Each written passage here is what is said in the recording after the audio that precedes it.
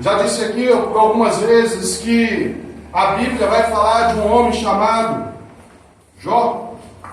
Deus te abençoe. E Jó, o próprio Deus, vai perguntar ao diabo: tem visto meu servo Jó, um homem reto, íntegro, que se desvia do mal? E a palavra vai dizer, claro, você cerca ele de bênção, o Senhor cerca ele de vitórias. Mas ele está querendo, o diabo ele vem para confundir a igreja, ele vem para confundir as nossas mentes, porque não é por aí. Jó era abençoado justamente porque ele era reto, íntegro e fiel. É o contrário.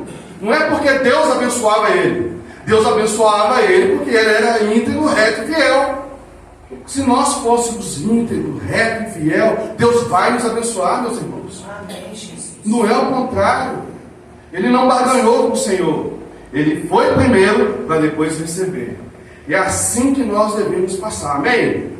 Amém? Amém? Da palavra aqui de Deus, em 2 Coríntios capítulo 7, capítulo 4, não precisa abrir a Bíblia, vai dizer o seguinte: temos, porém, este tesouro em vaso de barro, para a excelência do poder de Deus não seja de nós.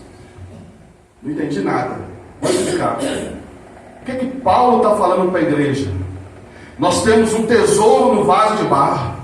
Naquela época, meus irmãos, alguns vasos eram adornados, alguns vasos tinham nas casas das pessoas, e esses vasos tinham um valor, e isso era trocado como mercadoria, como troca.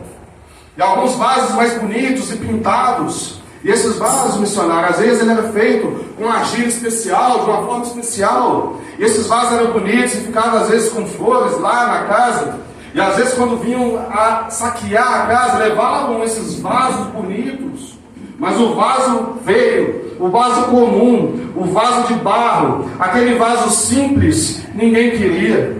Então, às vezes, o que as pessoas faziam? Aquilo que eles tinham de mais valioso, às vezes eles custavam adquirir, mas uma moeda de ouro, uma moeda de prata, valia muitos denários. Então, o que eles faziam? Eles colocavam nesses vasos simples, nesses vasos feios, nesses vasos de barro, nada adornado, e colocavam ali aquela moeda de ouro, aquela moeda de prata, aquele que eles tinham de mais precioso, e depois cobriam com areia, e ficava ali escondidinho, para que na hora que o ladrão viesse, estava escondido o tesouro, dentro do vaso de barro.